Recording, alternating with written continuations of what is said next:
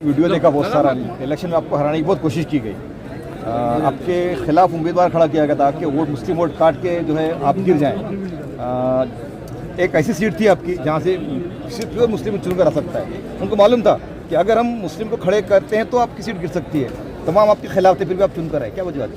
देखिए, ऐसा है कि मैं 365 दिन काम करता हूँ और मैं राजनीति जो है ना, राजनीति को मैंने बिजनेस नहीं बनाया।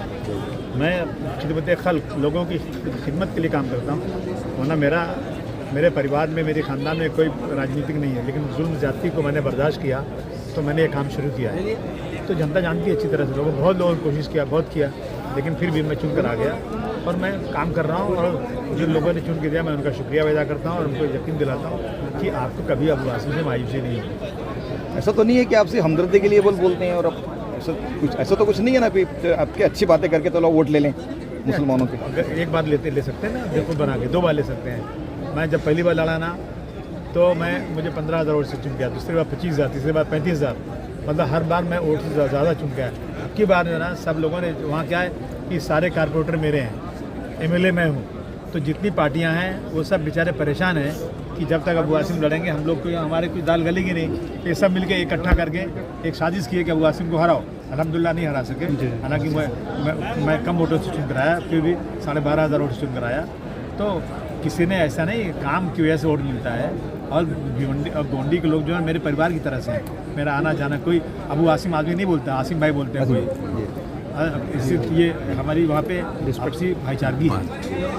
इस बार BMC चुनाव ऐसा तो नहीं होता। अच्छा, अब जब भी आपने कई लोगों को नेता बनाया, कॉर्पोरेटर बनाया, उससे आमदार बनाया, मिनिस्टर बनाया, फिर आपको लोग छोड़ के क्यों जाते हैं, क्या बात? आपने नहीं सुना हज़रत अली का कौल है कि जिसके साथ हमदर्दी करो उसके शर से बचो। हज़रत अली एक बार जा रहे थे बाज़ार में, तो एक आदमी ने उनको गाली बका, कुछ उल्टा सीधा बोला, तो उनके साथ उनके सिपाही तो तलवार निकाला, बोले रुक जाओ।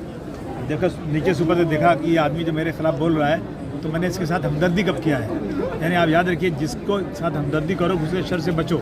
ये ज़माना है आजकल ना, तो जो आते हैं चले जाते हैं, जिनको चाहिए सत्ता, जो आइडियोलॉजी पे नहीं है वो चले जाएंगे, जो आइडियोलॉजी पे वो मेरे साथ रहेंगे। आपको डर लगता नहीं कि आप खुला बोलते हैं, एकदम आप खुली कौम की बात करते हैं? मैं किसी के बाप से नहीं डरता हूँ तो अल्लाह ताला से डरता हूँ। और इस मुल्क में किसी की मेहरबानी पर नहीं रहता हूँ मैं। मेहरबानी किसी की है तो अल्लाह की मेहरबानी है, और जिस दिन मौत लिखी होगी उस दिन मौत हो जाएगी, और मारने वाला थक जाएगा, मौत नहीं होगी तो मेरा बाल बांका नहीं कर सकता। ये मेरा मानना है।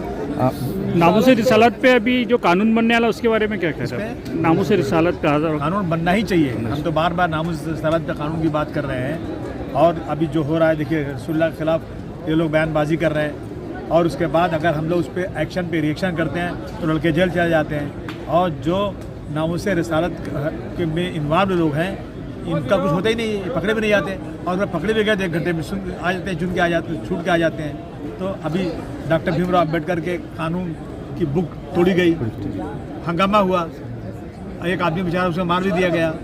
तो मेरा कहना है कि एक कानून ऐसा बनाइए कि लोग डरें, चाहे वो कुरान शरीफ हो, मस्जिद हो, मंदिर हो, वेद हो, या हुजूर सल्लल्लाहु अलैहि वसल्लम हो, या कोई देवी देवता हो, या डॉक्टर भीमराव अम्बेडकर हो, या गांधी जी हो, या मौलाना अबुल कलाम आज़ाद हो। ऐसे लोगों के खिलाफ यदि किसी ने बेइज्जती वाली बात, अपमानित वाली बात किया तो उसको जेल जाना चाहिए, और 10 साल की सज़ा होना चाहिए, और 2-4 साल तक जमानत भी नहीं होना चाहिए। अगर ये होगा ना तो किसी की मजाल नहीं कि कोई बोल सकता है। और जिस दिन कानून बन जाएगा ना, उस दिन महाराष्ट्र का 50 से 60% जो है ना, लॉ एंड ऑर्डर सुधर जाएगा। महाराष्ट्र राज्य अल्पसंख्यक आयोग इस पर क्यों नहीं पहल करता? कभी ऐसे देखने में आया नहीं।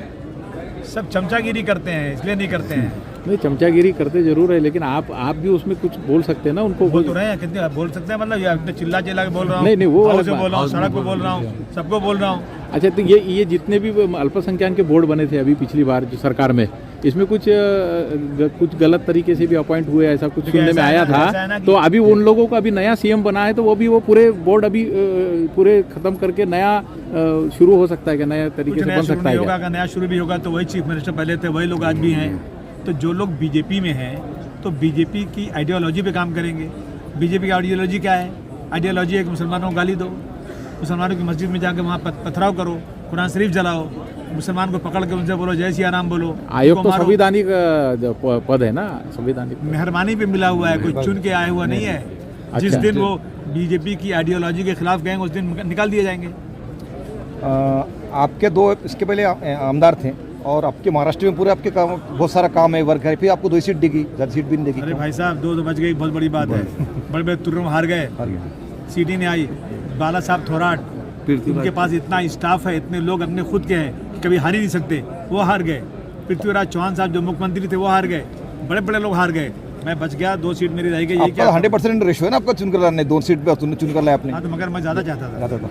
बीएमसी के चुनाव आप साथ में लड़ेंगे कि किसके साथ? महायुति के साथ? कौन सा महायुति? महायुति के साथ मैं थोड़े था। ना बाबा ना, कोई सवाल ही नहीं। ये सिर्फ इस्तेमाल करते हैं अपने को। हम माओवादी आपको इस्तेमाल किया गया, माओवादी गाड़ी ने सिर्फ। भाई जी, पार्लियामेंट इलेक्शन हुआ, जी, इंडिया अलायंस बना था। इंडिया अलायंस में समाजवादी पार्टी बहुत बड़ी पार्टी है, यूपी में वो टिकट देती है, उनके पास जाके इनको बैठना पड़ता है। महाराष्ट्र में मुझे जाके बैठना पड़ता है इनके पास। तो इन्होंने मुझे बुलाया नहीं, मुझे बात नहीं किया, मुझे सीट क्या देना क्या नहीं, कुछ चर्चा नहीं किया। और आप बता दीजिए कि महाविकास अघाड़ी ने कभी भी कांग्रेस, राष्ट्रवादी, शिवसेना के अलावा और तीसरे किसी के नाम लिया क्या आज तक? कभी नहीं लिया। तो मैं ऐसे लोग साथ क्यों रहूं? मैंने सब अपमान बर्दाश्त किया, लेकिन मैं वो अपमान बर्दाश्त नहीं कर सकता कि जब उद्धव ठाकरे जी कहेंगे कि मैं हिंदुत्व पे हूँ। मैं हिंदुत्व के साथ नहीं गया था, मैं इंसानियत के साथ गया था, मैं सेकुलरिज्म के साथ उनके साथ गया था।